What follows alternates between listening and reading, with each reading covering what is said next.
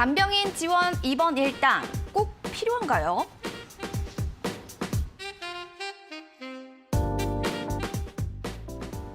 네, 오늘의 주제는요. 간병인 지원 입원 일당에 대해서 좀 알아보도록 하겠습니다. 좀 어렴풋이 개념은 알 것 같은데 선생님 좀 구체적으로 이 내용이 어떻게 되는지 좀 정의부터 들어볼 수 있을까요? 네, 간병인 지원 입원 일당은 말 그대로 해석하시면 됩니다. 내가 입원을 하게 됐을 때 간병인을 지원해드리는 그런 보험입니다. 그런데 이 특약의 이름을 자세히 보면요. 간병인 지원이라는 말에 입원 일당이라는 이런 말이 붙어 있다라고 느껴지실 텐데요. 간병인 지원을 일당처럼 해주나 뭐 이렇게 생각을 하실 수도 있을 것 같아요. 해당 담보는요. 간병인을 지원받거나 입원 일당을 지원받거나 둘 중 하나를 선택할 수 있는 그런 보험입니다. 알겠습니다. 그러니까 간병인이 꼭 필요한 상황에서 간병인을 좀 지원을 받을 수 있고 아니면 좀 그와 관련한 좀 담보로 혜택을 받을 수 있다라는 말로 해석이 될 텐데요. 사실 뭐 보험에 진단금도 있는데 특별히 이 부분이 필요한지도 궁금합니다. 꼭 필요한가요? 뭐 어떻게 생각하실지 모르겠지만 예를 하나만 좀 들어보도록 하겠습니다.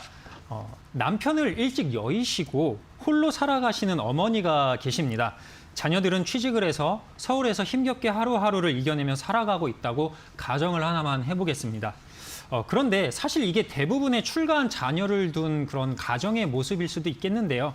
어느 날 어머니가 친구분들과 바람도 쐴 겸 등산을 다녀오시다가 낙상을 크게 당하셔서 크게 다치신 겁니다. 그 소식을 듣고 자녀들이 병원으로 달려와서 어머니를 찾아뵀는데 어머니가 이제 못 본 사이에 주름도 많아지시고 많이 수척해진 모습을 보이고 계셨겠죠. 놀란 가슴을 쓸어내리고 의사를 만나보니까 의사가 하시는 말씀이 허리를 크게 다치셔서 누구의 도움 없이는 거동도 못하게 된 상태가 되신 거죠. 자, 이때 자녀들은 이제 나와가지고 대책회의를 시작을 하게 됩니다. 큰오빠는 가게 문을 닫을 수가 없어서 내가 와 있을 수 없다라고 얘기를 하고 있고 동생은 회사의 휴가를 내가 최대한 끌어서 내봤자 일주일 이상이 되기가 쉽지 않다라고 얘기를 하고 있습니다. 이런 상황에 놓여 있다면 여러분들은 어떠실 것 같으세요? 이 이야기는 사실 이제 실화인데요. 사실 이게 제 지인의 이야기입니다. 제 지인이 예전에 이제 술을 한잔 하면서 속 이야기를 꺼내면서 이 좀 힘든 상황에 대해서 얘기를 했던 게 좀 기억이 나는데요. 여러분 한번 상상을 한번 해보시길 바랍니다. 어머니가 많이 연로하셔서 마음도 아픈데 거동도 못 하시고 누군가의 도움이 필요한데 이 현실적으로는 내가 어머니 곁에 있어줄 수도 없고 이럴 때 정말 이러한 간병인 지원 보험은 정말 필요한 보험이 아닐까 생각이 드는데 사실 이게 특별한 경우가 아닙니다.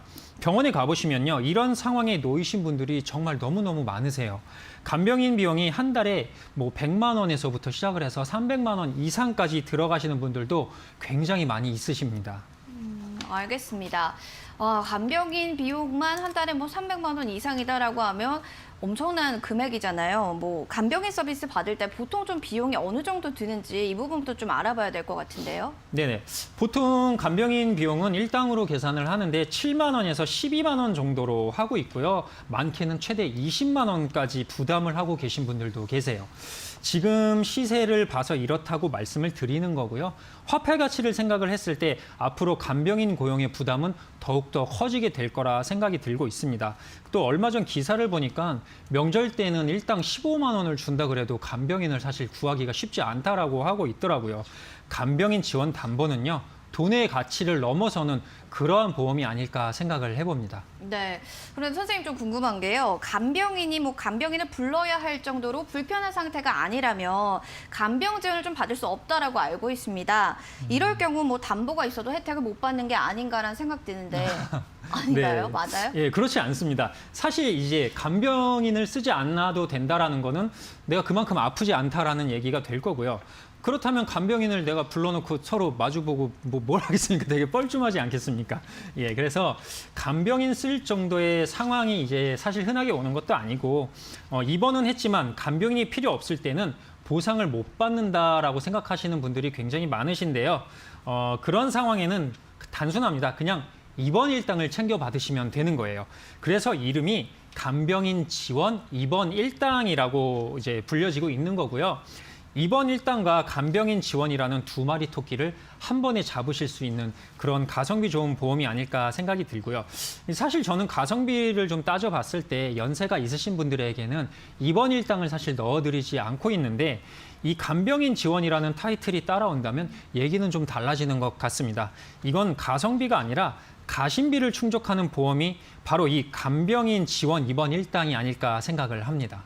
네, 가심비를 또 챙겨받을 수 있는 것이다라고 설명해 주셨는데 간병인을 또 쓸 수 없는 상황에는 입원 일당을 또 받을 수 있다라고 하니까 이 부분 여러분들 체크해 보셔도 좋을 것 같습니다.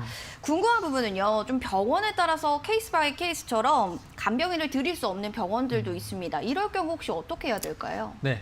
그럴 때도 역시 입원 일당을 받으시면 아주 간단하게 해결이 됩니다. 한 가지 더 말씀을 드리면 공통 간병인을 사용하는 경우에는요, 여러 명이서 이제 비용을 함께 부담을 하다 보니까 보험에서는 사실 간병인 지원이 불가능하게 됩니다. 하지만 그럴 때 이제 그 자체를 실손 보상을 해주는 회사도 존재를 하고 있고요. 그런 경우를 생각해서 꼼꼼히 따져보고 나에게 맞는 보험회사가 어느 보험회사에 있는 건지 이런 것도 꼼꼼히 따져보고 가입을 하시는 걸 권해드리겠습니다. 네. 자, 그렇다면 어떤 연령대가 이 보험에 좀 가입을 하면 좋을지도 궁금한데요. 어떤 연령대가 좀 좋을까요? 꼭 고령자들에게만 추천을 드리는 보험은 아니고요. 이제 특정 연령대에 국한되기보다는 젊은 층을 포함해서 전 연령층에 다양하게 필요하다라고 말씀을 드리고 싶습니다. 제가 예전에 이제 교통사고를 한번 크게 당한 적이 있었는데, 제 병원 침실 베드 옆에 이제 소변통을 놓고 지낼 정도로 크게 다쳤었어요. 그때 입원만 한 8개월 정도를 했던 걸로 기억을 하는데 저 혼자서는 양치질도 할 수가 없는 상황이었죠. 다행히 저희 어머니께서는 이제 전업주부셔가지고 저를 온전히 케어를 하셨었어요. 사실 지금 생각해보면 그때 어머니의 나이를 생각해보면 지금의 제 나이 정도로 이제 생각이 되는데요. 이제 결국 어머니는 저 때문에 친구들도 못 만나고 그리고 모임 활동도 못하고 온전히 병원에 반년이 넘는 시간을 갇혀 계신 거였더라고요. 지금 생각해도 상당히 감사하고 또 죄송스러운 마음이 들고 있는데 효도하셔야겠어요. 효도하려고 노력하고 있습니다. 네. 예. 근데 이제 사실 그때 가능했던 건 어머니가 전업주부셨다 이 상황이 있던 건데 요즘 보면은 맞벌이를 하시는 분들이 굉장히 많습니다.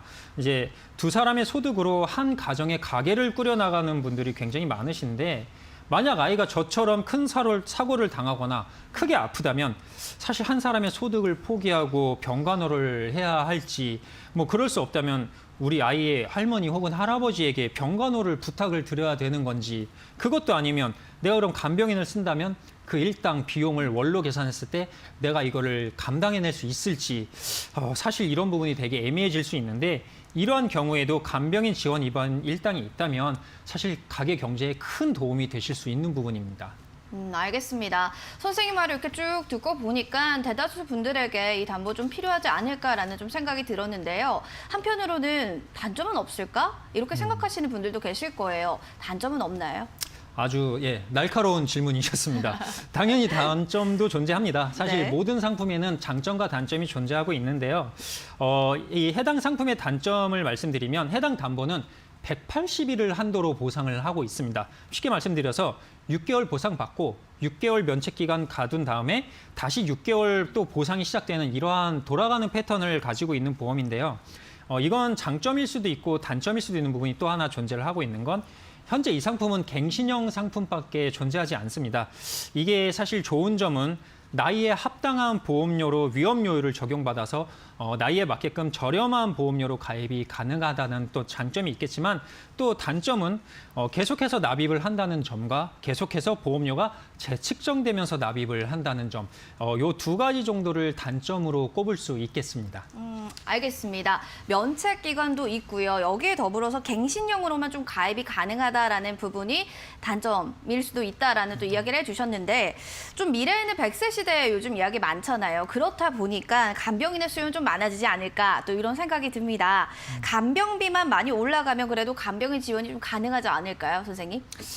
일단 말씀하신 질문을 다시 설명을 드리면 저희가 이제 화폐 가치가 하락하고 물가 상승이 올라가게 되는 부분을 이제 간과할 수가 없는데 그렇죠. 간병인을 지원하는 보험입니다. 간병인을 지원받을 수 있게끔 지급할 수 있는 돈을 지불하는 게 아니라 간병인을 지원을 해주는 보험이기 때문에 인건비가 올라도 화폐 가치가 하락을 해도 간병인은 지원이 계속해서 된다는 점, 사실 이 점이 상당히 큰 메리트라고 저는 생각을 하고 있습니다. 알겠습니다. 네네. 자, 오늘은 뭐 간병인 지원 입원 일당에 대해서 좀 알아봤는데요. 끝으로 시청자분들에게 정리로 한 말씀 부탁드릴게요. 네, 간병인 지원 입원 일당은 입원 시에 지급되는 보상 보험입니다. 보상 내용을 좀 간단하게 요약을 하자면 입원 시에 간병인을 지원받는 보험인데 간병인 지원이 필요 없거나 불가능한 상황에는 입원 일당을 대신해서 지급받을 수 있는 그런 보험이고요. 또한 나이가 많은 분들에게만 필요한 보험은 또 아닙니다. 나이가 많건 나이가 적건 간에 입원 시에 본인 스스로를 케어를 해야 하는 분들, 그리고 가족이 입원 환자를 케어할 수 있는 상황이 안 되시는 분들께서는요, 입원 일당 대신 간병인 지원 입원 일당을 가입해서 좀 내가 나중에 생길 수 있는 리스크를 좀 감당하실 수 있기를 권해드리고요. 사실 이 보험은 아직 모든 보험회사에서 개발해 놓은 보험은 아닙니다. 그렇기 때문에 가계 경제 상황과 내 건강 상태 등을 잘 고려를 하셔서 잘 판단을 하셔서 보험을 가입하시기를 권장해 드리겠습니다.